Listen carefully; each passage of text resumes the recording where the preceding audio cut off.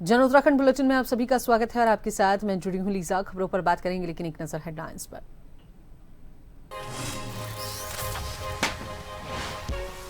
दो दिवसीय विशेष सत्र बुलाने की तैयारी में धामी सरकार। राज्यपाल की तरफ से शासन आदेश भी जारी। नेता प्रतिपक्ष बोले, प्रदेश के अंदर भ्रष्टाचार चरम पर, लोगों में भय का माहौल।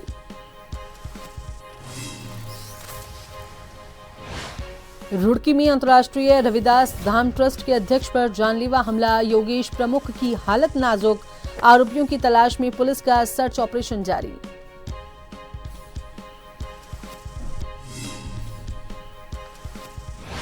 हल्द्वानी में पुलिस और एसओजी टीम की संयुक्त कार्रवाई। 40 लाख से अधिक कीमत की पकड़ी स्मैक। 2 तस्कर को किया गिरफ्तार।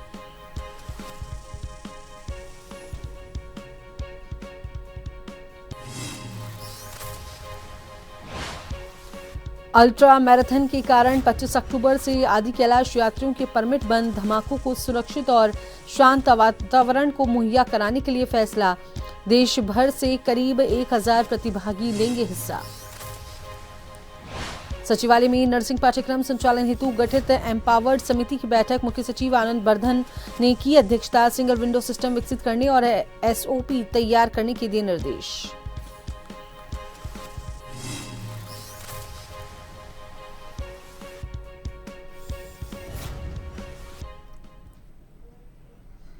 तो चलिए अब बात कर लेते हैं खबरों पर विस्तार से। तो नवंबर महीने में राज्य सरकार विधानसभा का 2 दिवसीय विशेष सत्र बुलाने जा रही है, जिसको लेकर राज्यपाल की तरफ से शासन आदेश भी जारी किया गया है। अब ऐसे में नेता प्रतिपक्ष यशपाल आर्य ने प्रदेश की भाजपा सरकार पर सवाल उठाते हुए कहा, प्रदेश के अंदर भ्रष्टाचार चरम पर है, लोगों में भय का माहौल बना हुआ है, कानून व्यवस्था पूरी तरह से खराब है, सरकार के कहने के लिए कुछ नहीं है, सिर्फ प्रदेश के अंदर लूट मचा रखी है। उन्होंने कहा, शहीदों का जो सपना उत्तराखंड राज्य बनाने का था वह अभी तक पूरा नहीं हो सका है। उन्होंने कहा, सरकार अपनी छवि को चमकाने के लिए 1000 करोड़ रुपए विज्ञापनों में खर्च कर रही है। यदि भाजपा सरकार ईमानदार है तो वह इन सभी सवालों का जवाब सदन में दे। उन्होंने कहा, 2 दिन के सत्र में वह अपनी बात को रखेंगे और यह 2 दिन का सत्र सरकार की ताबूत में आखिरी कील साबित होगा। भय का वातावरण है, कानून व्यवस्था पूरी तरह ध्वस्त हो चुकी है और एक शुरुआत हुई, भ्रष्टाचार की सारी सीमाएं लाग चुकी है भारतीय जनता पार्टी। इनके पास कहने के लिए कुछ नहीं है। अगर हम इनका लेखा जोखा समाज के जनता के सामने रखते रहे हैं, जिस तरह से इन्होंने उत्तराखंड को लूटा है, खसोटा है, उत्तराखंड में जिस तरह से इन्होंने एक राजकता का माहौल बनाया है और जिस तरह से भ्रष्टाचार में उत्तराखंड आज नंबर पहली पायदान में है, तो कहने के लिए इनके पास कुछ नहीं है। अगर चर्चा होगी, क्या विषय होंगे, लेकिन निश्चित रूप से ये उत्तराखंड के जो हमारे शहीदों के सपनों का जो उत्तराखंड था, जो हमारे आंदोलनकारियों का जो सपना था, आज वो धूल धूसरित हो चुका है। खबर पर विस्तार से जानकारी साझा करने के लिए हमारे साथ एसएन पंत फोन लाइन पर जुड़े हुए हैं। तो पंत जी, क्या कुछ अपडेट है? 2 दिवसीय ये सत्र आयोजित होने जा रहा है, विपक्ष लगातार हमलावर हो रहा है, क्या कुछ अपडेट है? बिल्कुल लीजा, आपको बताना चाहूंगा, उत्तराखंड सरकार इस बार बकायदा, चूंकि उत्तराखंड 25वें साल में प्रवेश कर चुका है, तो इसको लेकर के विशेष सत्र का आयोजन विधानसभा राजधानी देहरादून में आहूत किया जाएगा, जिसके लिए राज्यपाल की सहर्ष स्वीकृति भी प्रदान हो चुकी है। इसके अलावा विधानसभा प्रशासन ने अपनी पूरी तैयारियां कर दी है। विधायकों के सवाल उसमें लगाए जा चुके हैं। तारांकित और तारांकित प्रश्नों की सूचियां विधानसभा प्रशासन को मिल रही है। इसके अलावा पक्ष और विपक्ष बड़ी मजबूत तरीके से 25 सालों में क्या खोया है, क्या पाया है, इस बिंदु पर मंथन किया जाएगा, चर्चा की जाएगी।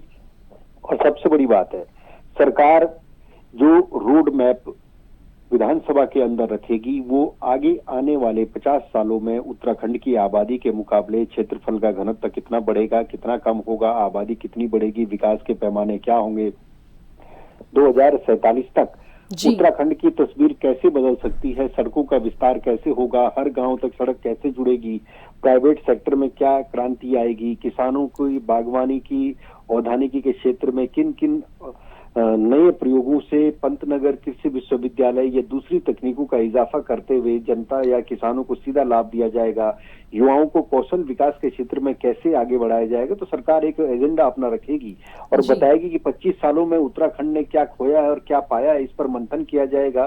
जो राज्य आंदोलनकारी थे, जिन्होंने उत्तराखंड को अलग प्रदेश की मांग इसलिए की थी क्योंकि उत्तर प्रदेश के लखनऊ में आवाज नहीं सुनाई देती थी, तो अपनी निजाम होगा, अपना तंत्र होगा, अपने ही लोग अगर तंत्र में बैठेंगे तो पहाड़ को समझेंगे, पहाड़ को महसूस करेंगे जी। इसको लेकर के विशेष सत्र का आयोजन किया जा रहा है। और मैं ये भी समझता हूं कि इसमें पक्ष विपक्ष को दलगत राजनीति से ऊपर आकर के लिजा इस समय प्रदेश हित की बात करनी चाहिए, ताकि जो मुद्दे अनछुए हैं उन मुद्दों को सदन में चर्चा करा करके कहीं ना कहीं समाधान की ओर ले जाना चाहिए। जी बिल्कुल सही कहा पंत आपने। लेकिन वहीं दूसरी तरफ आप देखेंगे पंत जी की जिस तरीके से नेता प्रतिपक्ष लगातार निशाना साध रहे हैं सरकार पर कि चाहे शहीदों का सपना हो उत्तराखंड राज्य को लेकर या फिर ये कहें कि जो वर्तमान सरकार है उस सरकार में भ्रष्टाचार बहुत ज्यादा है, उसको लेकर क्या कहेंगे?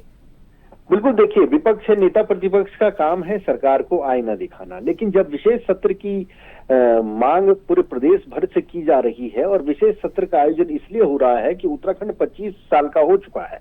इस 25 साल में एक युवा अपने पैरों में खड़ा हो जाता है, यानी अपनी जो मजबूत नींव डाल करके वो खड़ा होता है, तो उसी में ये प्रदेश कितनी मजबूत नींव डाल चुका है। क्या बीजेपी और कांग्रेस दोनों ने बारी बारी से उत्तराखंड में शासन किया है, तो उन्होंने उस नींव को कितना मजबूत करने का काम किया, नेता प्रतिपक्ष को सदन के अंदर ये भी बताना पड़ेगा। केवल बीजेपी और कांग्रेस का सवाल नहीं है, लीजिए जैसे हमने चर्चा की कि सीधे तरीके से उत्तराखंड का सर्वांगीण विकास कैसे हो सकता है, भारत सरकार का सहयोग कैसे मिलेगा, छोटा प्रदेश है, आमदनी कम है, खर्चा ज्यादा है, उसको आमदनी के रिसोर्सेज कैसे बढ़ाए जा सकते हैं, आने वाले समय में पहाड़ से पलायन कैसे रुक सकता है, अंतर्राष्ट्रीय सीमाओं से घिरा हुआ है, विकास और आधुनिकता की तस्वीर एक साथ आगे कैसे बढ़ सकती है, इन पर मंथन होना चाहिए, इन पर चर्चा होनी चाहिए। जी बहुत बहुत शुक्रिया पंत जी। तो फिलहाल देखिए देखने वाली बात यह है कि जो ये 2 दिन का जो सत्र होने वाला है इसमें जो अहम मुद्दे हैं यदि उन मुद्दों को वास्तविकता में सदन के बीच उठाया जाए, जैसा कि हमारे साथ ब्यूरो चीफ जुड़े थे SN पंत, उन्होंने जो जानकारी दी, अगर उन मुद्दों को उठाया जाता है तो वास्तविकता में ये सत्र जो है ये एक फल देने वाला रह सकता है और वाकई इस सत्र का तभी कोई अर्थ होना भी लाजमी माना जाएगा। तो चलिए खबरों के सिलसिले को आगे बढ़ाते हैं।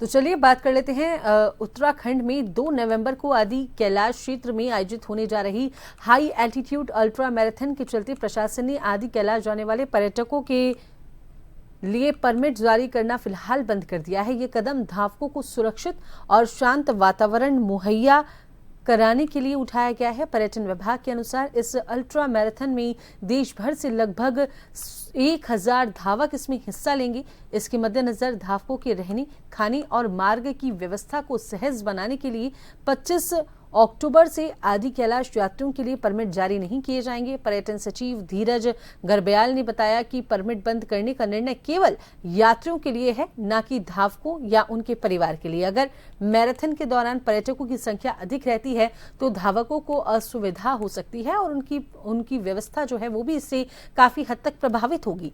तो वहीं अगर बात की जाए तो धीरज गर्ब्याल ने आगे कहा कि जैसे ही मैराथन संपन्न होगी पर्यटकों के लिए फिर से परमिट जारी कर दिए जाएंगे ताकि आदि कैलाश की यात्रा को और सुगम और सुरक्षित बनाया जा सके, ये यात्रा सुगम और सुरक्षित रहे।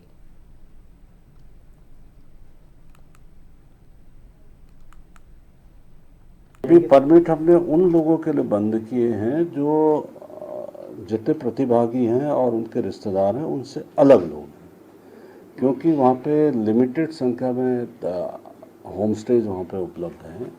तो इसलिए उस चीज़ को कि कहीं केओस ना हो। पहली बार देखिए कोई भी गवर्नमेंट पूरे इंडिया में पहली बार इस अल्ट्रा मैराथन को ऑर्गेनाइज कर रहा है, तो उत्तराखंड ये पहला स्टेट है। और वैसे भी 25 सालों में चूँकि हमारी रजत जयंती समारोह भी हम लोग इसको सेलिब्रेट करने जा रहे हैं, तो टूरिज्म डिपार्टमेंट की ओर से ये मेन इवेंट इसको रखा गया है। तो बाद में जैसे ही आपका 2 तारीख को हमारी मैराथन हो जाएगी उसके बाद फिर और टूरिस्ट होकर इसको खोलेंगे। उत्तराखंड सरकार द्वारा सड़कों को गड्ढा मुक्त करने का अभियान युद्ध स्तर पर जारी है। लोक निर्माण विभाग के सचिव पंकज कुमार पांडे के अनुसार प्रदेश के मुख्य मार्गों को गड्ढा मुक्त करने का 98% काम लगभग पूरा हो चुका है और बचा हुआ कार्य भी अगले 1-2 दिन में पूरा कर लिया जाएगा और ये अभियान विशेष रूप से मानसून के दौरान क्षतिग्रस्त हुई सड़कों की मरम्मत पर केंद्रित है ताकि आमजन को आवागमन में असुविधा न हो। उत्तरकाशी में BRO और हरिद्वार जिले में राष्ट्रीय राजमार्ग की कुछ हिस्से का कुछ कार्य शेष है जिन्हें शीघ्र पूरा करने के निर्देश दिए गए हैं। सरकार ने इस वर्ष लगभग 4000 किलोमीटर सड़कों को दुरुस्त करने का लक्ष्य रखा है, जबकि पिछले वर्ष का ये लक्ष्य 2300 किलोमीटर का था। इसके साथ ही जिले के DM को यह भी निर्देश दिया गया है कि वे ज्यादा ट्रैफिक वाली ग्रामीण सड़कों की मरम्मत को भी प्राथमिकता दें। पांडे ने बताया कि सरकार द्वारा दी गई समय सीमा 31 अक्टूबर से पूर्व ही प्रदेश के सभी मुख्य मार्गों को गड्ढा मुक्त कर लिया जाएगा।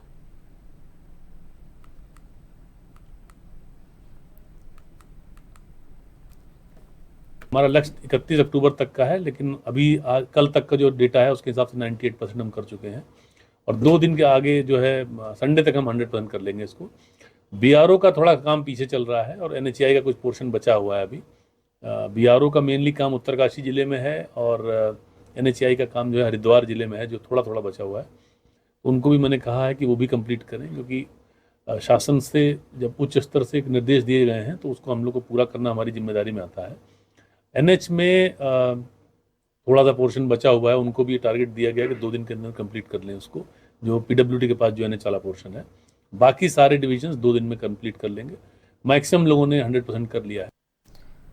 देहरादून में कांग्रेस के पूर्व विधायक राजकुमार ने दून पुलिस को एक ज्ञापन सौंपा। वहीं उन्होंने कहा कि कुछ पुलिस कर्मियों द्वारा ठेली वालों को बेवजह परेशान किया जा रहा है, जबकि उनके पास नगर निगम के द्वारा दी गई परमिशन है। उसके बावजूद भी उनकी ठेलियों को थाने ले जाकर बंद किया जा रहा है, जिनसे उनकी रोजी रोटी पर संकट खड़ा हो गया है। उन्होंने मांग की है कि पुलिस द्वारा उनको परेशान न किया जाए और उनकी समस्या का हल किया जाए, जिससे वो अपनी रोजी रोटी चला सकें।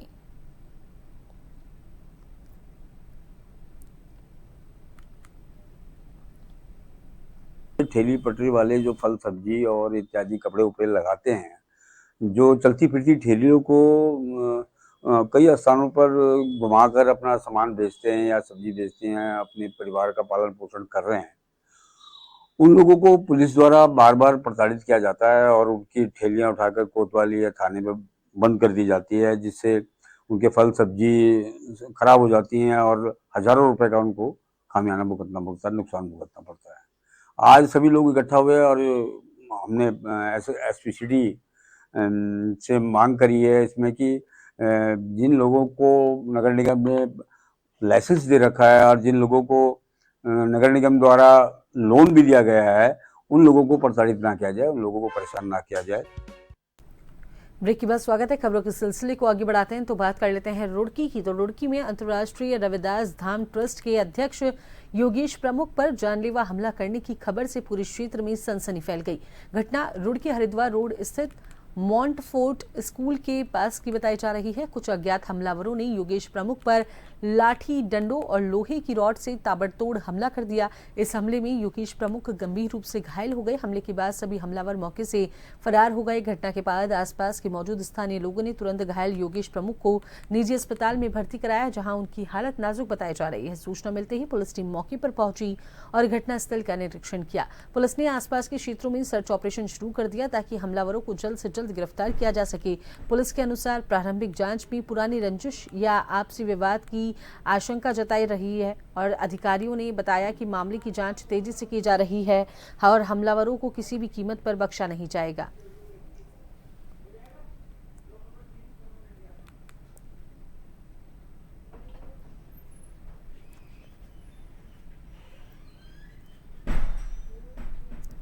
हल्द्वानी में पुलिस और एसओजी ने 40 लाख से अधिक कीमत की स्मैक पकड़ी है और सीओ सिटी नितिन लोहनी ने पूरे मामले का खुलासा करते हुए बताया कि नशे के खिलाफ पुलिस द्वारा चलाए गए अभियान के तहत मोती नगर इंटर कॉलेज के पास चेकिंग के दौरान अभियुक्त तस्लीम और रशीद नाम के 2 तस्करों के पास से पुलिस और एसओजी ने 162.14 ग्राम स्मैक बरामद की है। वहीं इनके पास से पुलिस ने घटना में इस्तेमाल किए गए मोटरसाइकिल को भी पुलिस ने सीज कर दिया है। स्मैक को तस्कर बरेली से लेकर हल्द्वानी के कई जगहों पर सप्लाई करने की ओर में थे, लेकिन पुलिस ने इन्हें गिरफ्तार कर लिया।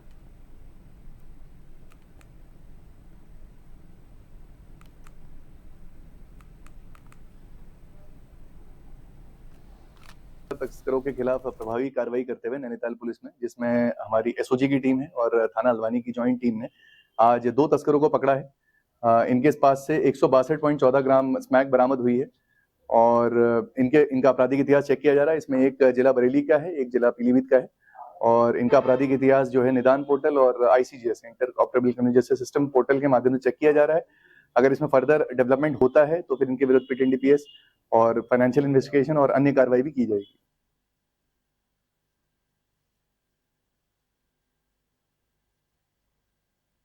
मुख्य सचिव आनंद वर्धन की अध्यक्षता में सचिवालय में नर्सिंग पाठ्यक्रम संचालन हेतु गठित एम्पावर्ड समिति की बैठक आयोजित हुई। बैठक में विभिन्न मेडिकल एवं नर्सिंग कॉलेजों को नर्सिंग कोर्स संचालन एवं सीट वृद्धि की संस्तुति दी गई। मुख्य सचिव ने आवेदन प्रक्रिया को सरल बनाने हेतु सिंगल विंडो सिस्टम विकसित करने के निर्देश दिए, जिससे संस्थानों को आवेदन से स्वीकृति तक की प्रक्रिया में सुविधा होगी। उन्होंने इस हेतु मानक संचालन प्रक्रिया यानी कि SOP तैयार करने के भी निर्देश दिए। समिति ने 39 कॉलेजों में 1790 नई सीटों की संस्तुति दी। वर्तमान में राज्य में 21,541 नर्सें पंजीकृत हैं और 9,806 प्रशिक्षणरत हैं।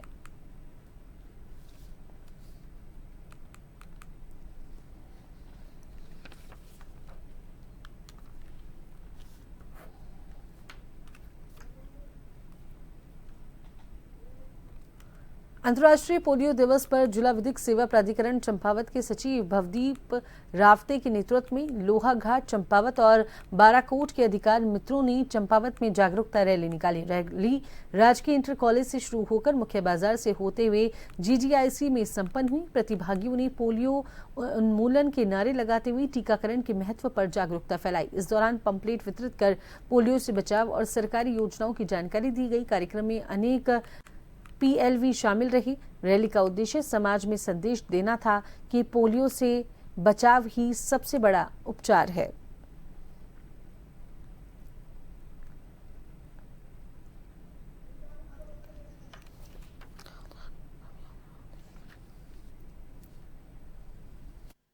हमें अपने बच्चों को पोलियो मुक्त बनाना है, क्योंकि बच्चे ही हमारे समाज का भविष्य हैं।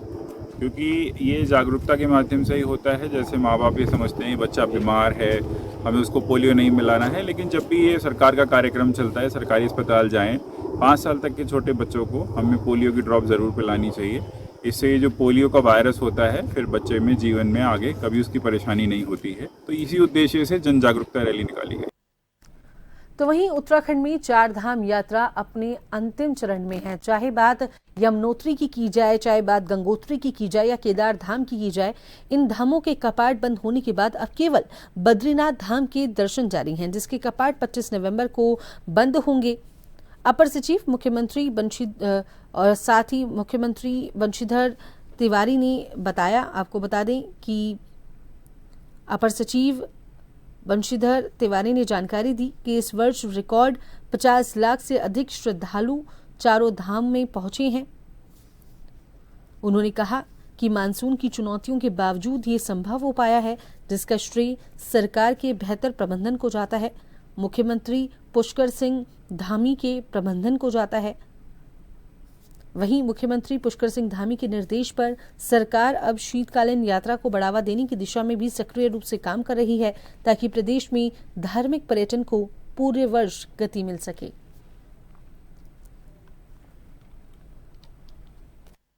इस साल पहले से ही वो शीतकाल है, उसमें पर्यटक कैसे अधिक से अधिक आएँ। जो हमारे चारों धामों के जो ऐसे स्थल जहाँ पर डोलियाँ आने के बाद देवगण विराजते हैं, उन स्थलों तक, उन मंदिरों तक श्रद्धालु कैसे आएँ, उसका व्यापक प्रचार प्रसार हम लोग कर रहे हैं। और इस बार की शीतकाल यात्रा चूँकि दूसरी शीतकाल यात्रा होगी, तो सभी लोगों का प्रयास है, उसमें माननीय मुख्यमंत्री जी का स्पष्ट निर्देश है कि शीतकाल का जो पर्यटक और श्रद्धालु हैं उनको अधिक से अधिक संख्या में बढ़ाया जाए। खबर पर विस्तार से जानकारी साझा करने के लिए हमारे साथ संवाददाता यशदीप आर्य फोन लाइन पे जुड़े हैं। तो यशदीप, अंतिम चरण में ये 4 धाम की यात्राएं हैं, क्या कुछ अभी तैयारियां हैं? क्योंकि अभी केवल बद्रीनाथ के ही दर्शन किए जा सकेंगे, क्या कुछ अपडेट है?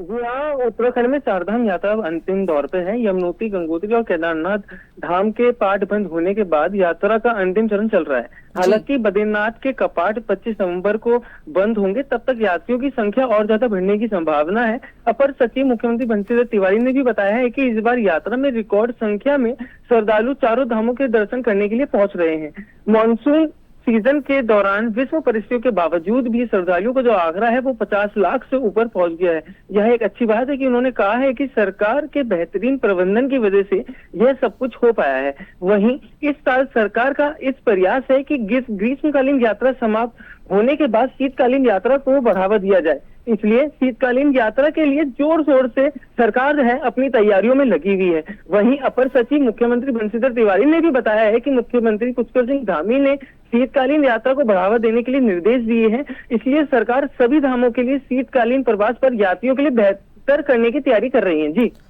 शुक्रिया यशदीप, तमाम जानकारी दर्शकों के साथ साझा करने के लिए।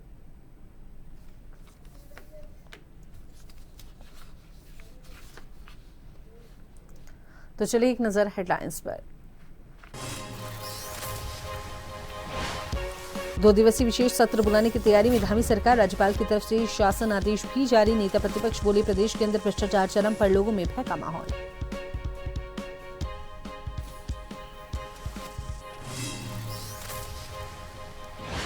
रुड़की में अंतर्राष्ट्रीय रविदास धाम ट्रस्ट के अध्यक्ष पर जानलेवा हमला, योगेश प्रमुख की हालत नाजुक, आरोपियों की तलाश में पुलिस का सर्च ऑपरेशन जारी।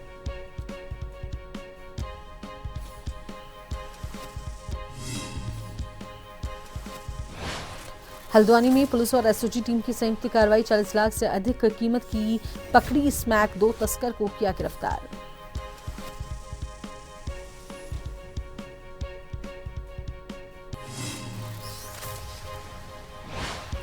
अल्ट्रा मैराथन के कारण 25 अक्टूबर से आदि कैलाश यात्रियों के परमिट बंद, धावकों को सुरक्षित और शांत वातावरण मुहैया कराने के लिए फैसला।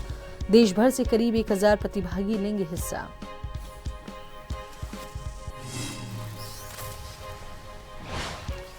तो वहीं सचिवालय में नर्सिंग पाठ्यक्रम संचालन हेतु गठित एम्पावर्ड समिति की बैठक, मुख्य सचिव आनंद वर्धन ने की अध्यक्षता। सिंगल विंडो सिस्टम विकसित करने और एसओपी तैयार करने के दिए निर्देश।